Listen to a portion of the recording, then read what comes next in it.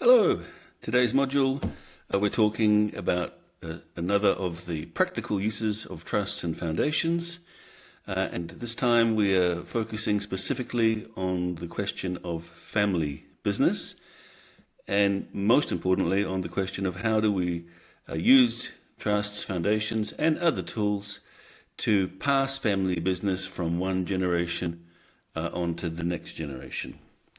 So for those of you who have been following this course so far, by now you will know that I like stories. And I'm going to start with a nice story. Again, another true story.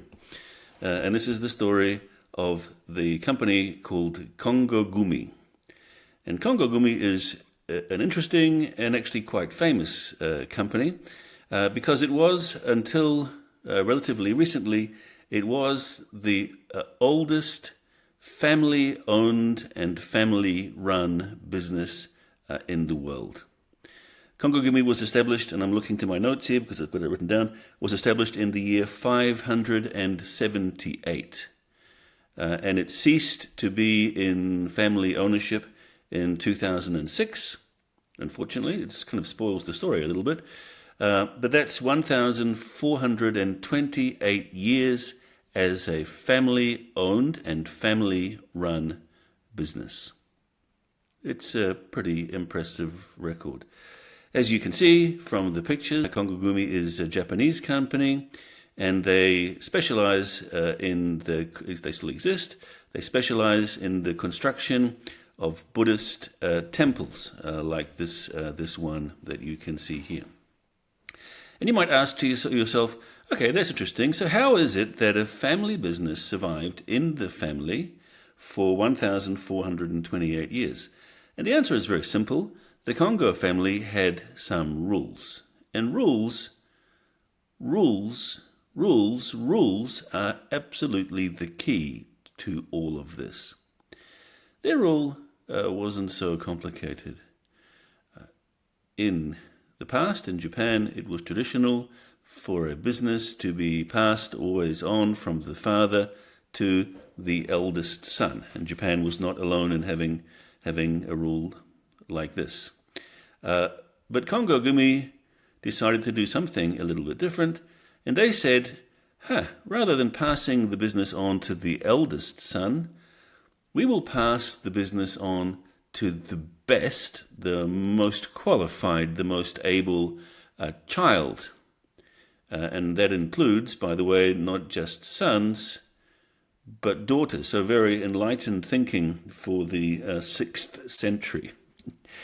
But it worked. There was a few catches in there. So if a daughter inherited, or not, if the daughter took control of the business, then her husband had to change his name to Congo, so that the Congo family name would stay in the business. So it's a very nice story.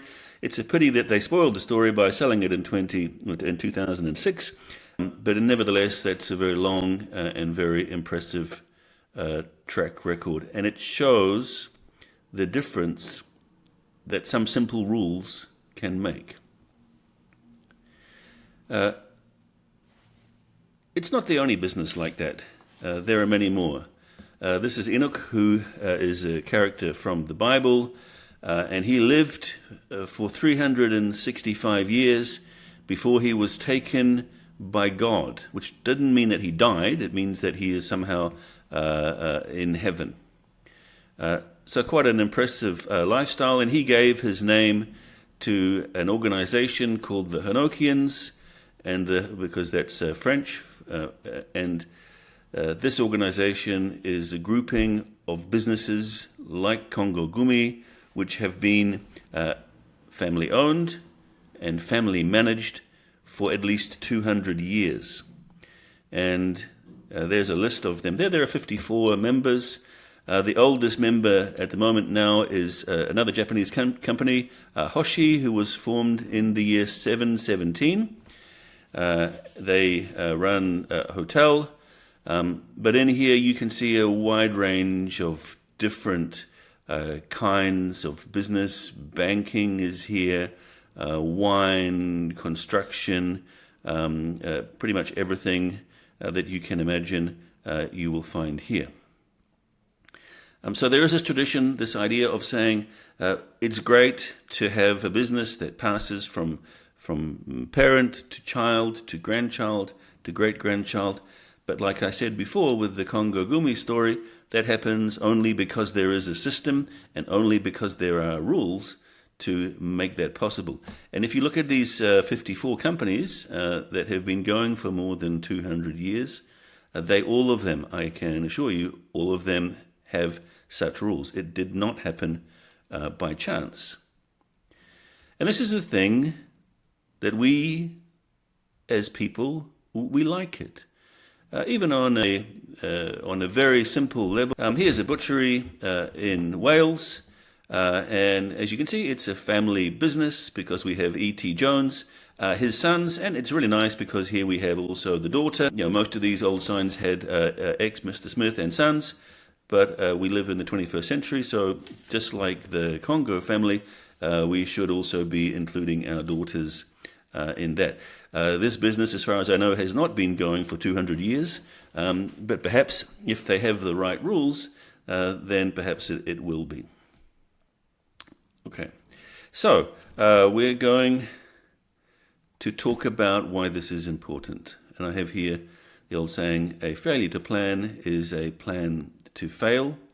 It's a very powerful plan. There are some statistics. This one, I believe, comes from the US, but in my experience, it's a fairly accurate statistic. It is 70%.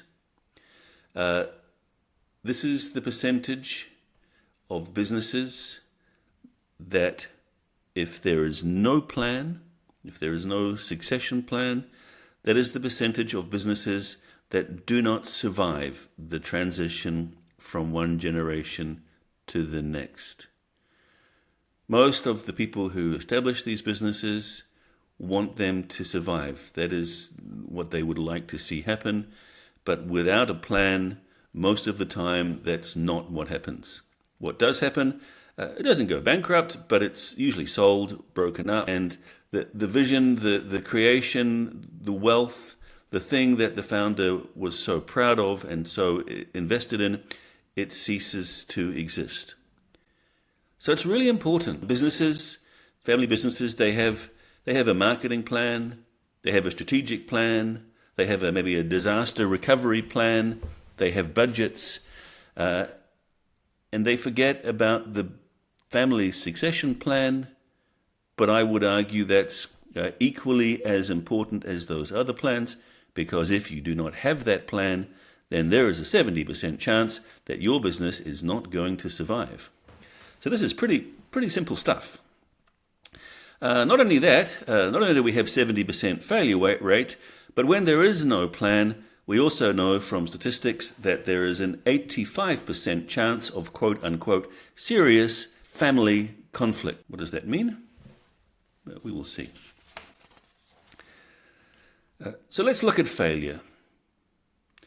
And I have to say, unfortunately, in my work, advising families, I see a lot of failure. I wish I didn't, but that's life. We have our founder, our business owner. We can talk about the patriarch or matriarch, the person who creates the wealth in the first place. And it's usually this transition from the first generation to the next generation that is the most difficult, because at the beginning there are no rules. If the successful transition has happened, then usually there are rules which guide the progression to the next generation. So we'll take our client, our founder, our patriarch or matriarch, and we'll look at his or her situation. Let's assume that our person, we will call her Karen. Maybe that's not the best name, but we'll call her Karen. She created a business. She's very proud of it. Her husband has passed away, or she's divorced. She's on her own, let's say. And she has 4 children. Now, if she does nothing, and by nothing I mean really nothing, she doesn't make a will, she doesn't do anything about the business, when she dies, her business will be divided into 4 equal shares, and each quarter will be given to one of her 4 children. Okay? And let's talk about her 4 children. So this one here, we're not going to make up names, but this one here we can say is really not interested in the business. He or she likes to play the guitar and relax and spends a lot of time surfing. And also one of the characteristics that you see with families of successful business owners is that they have lived their whole life in an environment where there has been plenty of money. So sometimes this also damages their, let's say, work ethic, and that can make it more difficult for them to take on the challenges of taking over the business. So child number 1, we can say, enjoys the money, but doesn't want to be part of or is maybe not capable of being part of the business going forward. Child number 2, and this is another common problem, child number 2 thinks that he is a business genius. He has been involved in some businesses in the past. All of them have failed. He is very much looking forward to taking control of Karen's business, but the truth is that she knows, she loves him, but she knows that actually he's not the right person to do that. And this is a difficult conversation because he thinks, perhaps, that he is the right person. Child number 3, again, not interested in the business, married to somebody who Karen thinks is a potential gold digger. In other words, the person is married in that relationship, at least partly because they can see the big pot of gold waiting at the end of the rainbow, which that child will inherit or benefit from one day in the future. And Karen doesn't really want her business to go to somebody like that, or at least a share of her business. And the last person, the last child, is we can make her younger. We will say that she's 18. She looks like she might be the right person to run the business. She's intelligent, enthusiastic, interested in the business, but also she's too young, unfortunately, and she doesn't yet have the experience she needs to take over the business. So what happens if something happens to Karen? We have 4 people, each of them with a different interest, each of them with a different motivation. These 2, the guitar player and the one with the gold digger spouse, they probably want to sell the business. They want the money.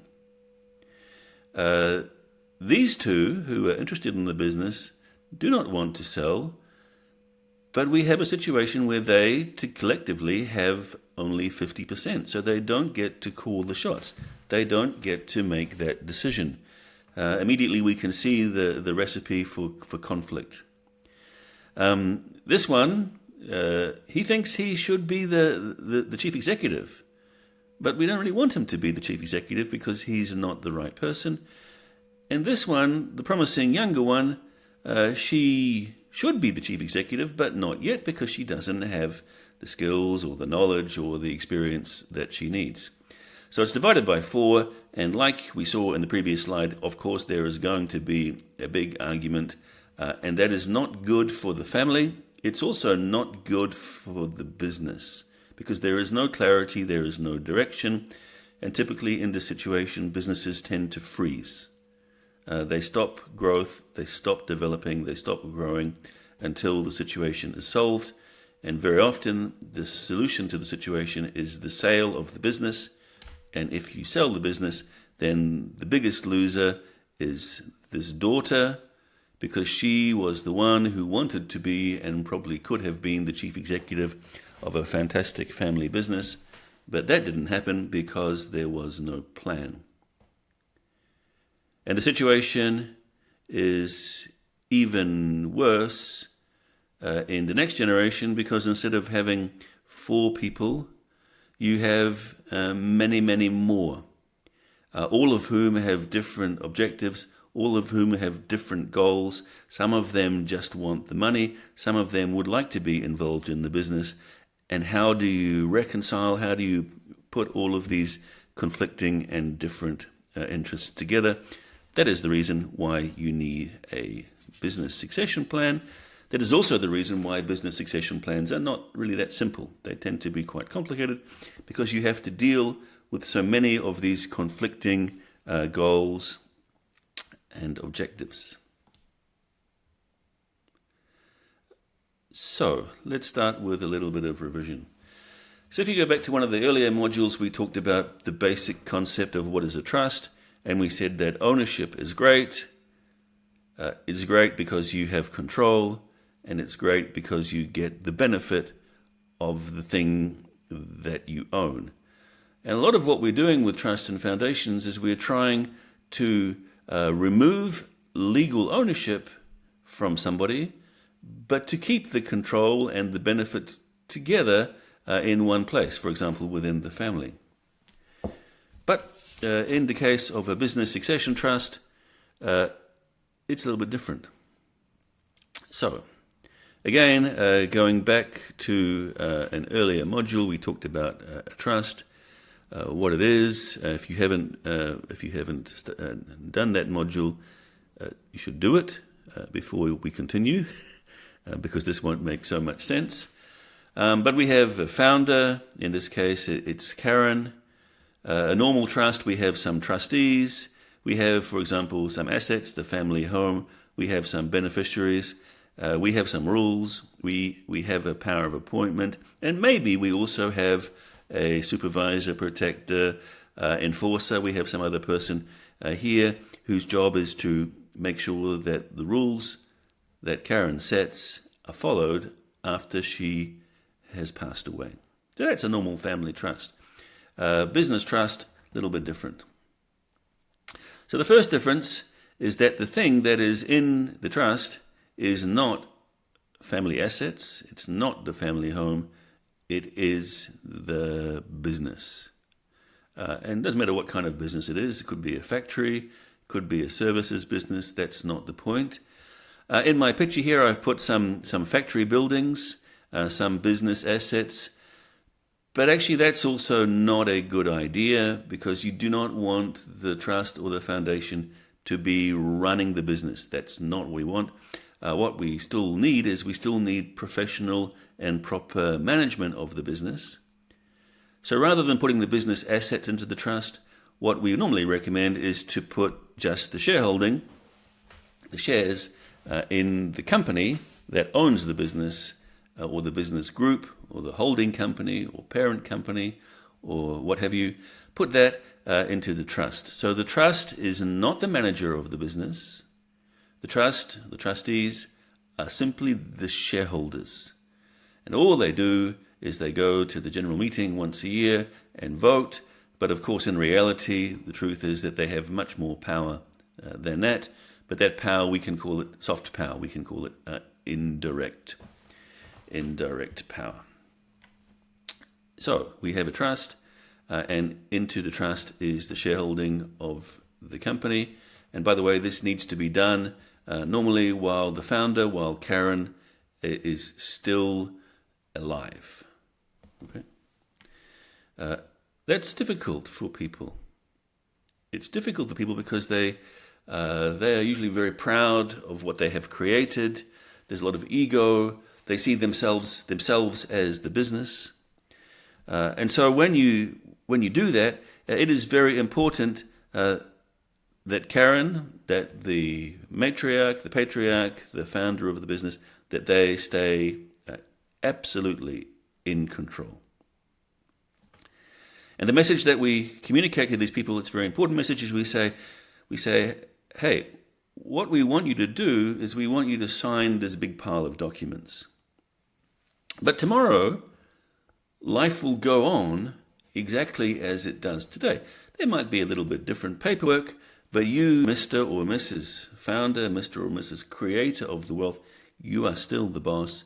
You are still in control. Nothing changes until the moment that you decide that you want to let go. So Karen is here now as one of the trustees, and basically during her lifetime we will design this in such a way that she has complete authority, and the other trustees, with the business trust, probably we have more than two. The other trustees are there while she's alive, simply to basically rubber stamp her decision making, but also to learn, to understand the business, and to be ready to take over real responsibility from the moment that they are given it, from the moment that Karen dies or from the moment that she retires. Who is here? It depends on the family. Very typically, there is obviously the founder. There may be one other family member, maybe not. There's very often the family lawyer. There could be the family accountant. There could be a key, I would say probably there should be a key employee from the business, some business advisors, trusted friends. It's a very personal decision. The point is that we are creating, basically what we're creating is a kind of next level board of directors whose job it is to oversee and supervise things after Karen is gone. And so they can do whatever they want. And the answer is, of course, not. Because the whole point of this, the whole point of the structure is that we are creating rules, just as the Congo family made a rule about the manager is the best child. Karen is going to make her own rules about her business. She will make rules about the role of the family in the business. She will make rules about what does the business do, the strategic direction of the business. She will make rules to prevent conflict. So she will make rules which say that the business cannot be sold for a period, for example, cannot be sold for 10 years. This stops people from pushing into rash decisions. The rules in a case like this can be quite complicated. And when Karen is gone, then, again, I have to move myself out of the way. I'll move myself over here. Then there needs to be somebody to make sure that those rules are followed. And in the case of a business trust, we would strongly recommend that there is some protector. The function of the protector is simply to look at the decisions of the trustees, to read the rules, and to say, is this decision consistent with what Karen would have wanted if she was still here? And if it is, the protector says, oh, that's absolutely fine, go ahead and do it. But if not, the protector has a veto. So we have centralized control into this one part of the quadrant. And down here we have the beneficiaries. We have, in our example, we have the 4 children. Karen loves her children. She wants them to benefit from the business. They get the benefit of the business. This whole structure exists for them. So they each benefit from a quarter, or in this example, from a 6th share, but it's not a share, but a 6% of the business. What they do not have is the power to make decisions. Because if they make decisions, as we saw in the last slide, if they are allowed to make decisions, we end up with the big mess. Most of the time, we do encourage them to be involved, and we do want them to express their opinions.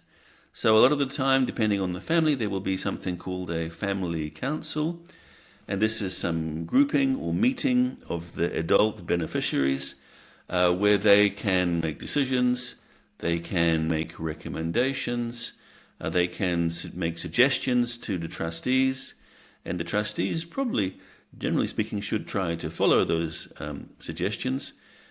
But remember, the trustees are there to act according to the rules, according to the purpose of the trust, and in the best interests of the beneficiaries. And the best interests of the beneficiaries are not always what the beneficiaries want. The beneficiaries might decide they would like the business shut down and sold, but the trustees know that that is not what Karen wanted, and so they won't do it. And anyway, even if they tried, the protector is there to stop them from doing it. So we're trying to balance two things. We're trying to balance the control, and the control is in the hands of the people, the right people, and it's done according to the rules that Karen set. And we're putting the beneficiaries, the benefit, on the other side. So those descendants, children, grandchildren, they get the benefit of being part of the family business, but they are not in control at the moment. Remember, we had the one child who had potential. So one of the things the rules can do is it can set rules about who is the chief executive of the business, who is the marketing manager of the business. And Karen may say, look, that daughter of mine, I would like her to be considered for the role of chief executive if she satisfies these criteria. If she has an MBA, if she has worked for 4 years with a competitor, if da-da-da-da-da-da. And then there are similar rules actually for grandchildren, for children that we don't even know about yet. Because, as we will discuss, most families, they really want to have a family business. So we want the children, the descendants, to benefit from the business, but we want them also to participate in the business, to be invested in the business, to be part of the business, to share in the profit from the business if they are the right people to do that. Why is family business succession planning good? Number one, we avoid family conflict, as we said, because we take away the possibility for arguments. We are doing the best thing for the children. It's not necessarily what the children think the best thing for them is. It's maybe not what they want. It is what the founder, what Karen thinks is the best thing. And she, as the founder, gets to set the rules. And those rules are followed and obeyed, not just for the next generation, but for generations and generations into the future. And perhaps most importantly, we keep the business not just living, but we keep the business alive. So if you have a good succession plan, the founder passes away, and the next day the business keeps going, keeps doing business, keeps being profitable, keeps being successful. And that is a good thing. It's a good thing for the family because we solve conflict and they get the benefit and they get to be part of a family business. It's a good thing for the employees because they still have jobs. And maybe they also have some ability to participate in the business. It's a good thing for the other stakeholders, suppliers and customers, because the business carries on. It's good for the local community. It's good for society as a whole. Most governments really want to encourage family businesses to make plans, because if they make plans, the businesses thrive and prosper, and that's great for society. This is kind of complicated. It's very hard for me to give you like a template or a formula because every family business is different. But here's a few things to consider. We talked about family council. How do you involve the family? What are the rules for that involvement? For example, do you set some age limit? Most families do. So you might say there is a family council which gets to make recommendations or suggestions to the trustee. The family council is made up of all family members who are over the age of, for example, 18, and each of them gets one vote. But maybe there is the idea of saying let's divide that into different branches of the family, which can be appropriate in some cases. What about younger members of the family? Most people say it's a good idea to involve the children early.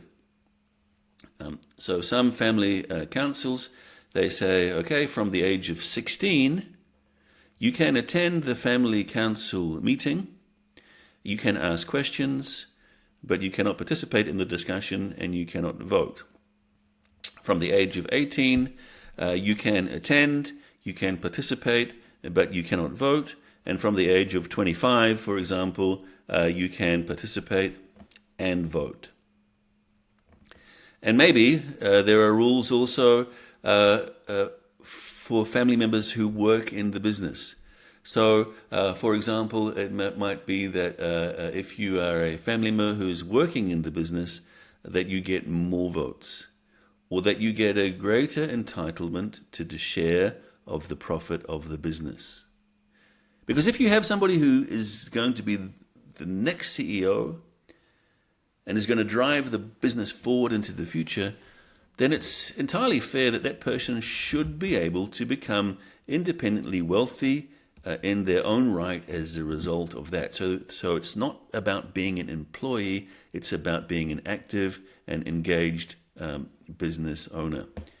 The family council is also about connecting the business to the family. So we as a family understand that our wealth comes from this business. And we understand the business and we respect the business because it is the business that is giving us the nice things that we enjoy today. It's a good conversation to talk about employees and how are they involved in this structure. If there are key employees, then I would argue that they should be involved somehow, perhaps as members of the board of trustees and potentially also as potential beneficiaries of the trust. But we come back to the basic concept of saying the founder, Karen, she set the rules. She set out her vision. She says, this is the way I would like things to run. This is how the business goes from generation to generation. We build a mechanism to make sure that those rules are respected, using normally a protector or an enforcer who passes the baton. What it means is that we have Karen in charge today. When she's gone, there is somebody, normally somebody that Karen has selected, who acts as enforcer initially, and who makes sure her rules are followed. And then that enforcer is responsible for appointing the next enforcer, and so on, and so on, and so on. Because what we do not want to do in most cases is we do not want to give the power back to the family, because if we do that, then we have democracy, and democracy, while it's very good for political systems, is not very good for family businesses, because most of the time the children will want to cancel the trust or the foundation and sell the business and get all the money. And that's not really what we're trying to achieve here. Finally, like I said, this is not simple. It takes a lot of time. When we create these structures for families, we see it take normally at least a year, sometimes 2 years, sometimes 3 years to work through the process. Sometimes people come up with some answer, perhaps using somebody who didn't know quite what they were doing, and we end up having to modify and amend and change and adjust and so on. But it's important, and it's worth the time, and it's worth the energy, even though sometimes some of these conversations can be a little bit difficult. So a lot of talking, a lot of time. But one more very important point is that there needs to be a team. Do not try to do this on your own. Do not let your lawyer try to do it on his or her own, because it's too complex, it's too intertwined, it's too complicated. So a good business succession plan needs the active involvement of the founder. It probably needs some involvement from the employees. It definitely needs legal involvement. It needs involvement from accounting, from tax, from business advisors, and depending on the business, from other people. So it's a team effort, and it should be a team effort. What is the final result? It will be something that fits within these general rules, general concepts that I've discussed in this module. The truth is, the final result will be absolutely customized, absolutely designed specifically for your family. And that is what is the most important thing. By the way, people talk about trust and foundations. I would say, for the moment, forget about that, actually. They're only the tools. What this is all about is solutions. And that means thinking about and understanding what is it that you want for your business in the future. Once you know that, then the next step is to say, okay, how do we do that? Maybe we use a trust, maybe we use a foundation, maybe we use a will, maybe we use some shareholder agreements, maybe we use some other tools. It doesn't really matter. The steps to implementation are not important. So if you want a dining table, think about what the dining table should look like. Don't worry about the saw and the hammer, because those things, yeah, you need them, but they're not important at that stage. So that's all from this module. Thank you for listening. Thanks a lot for watching. I hope you found that useful and helpful. If you'd like to see more of this, please like the video and please subscribe using the button that you can see just there. Thank you very much. Have a great day, and thanks again for watching.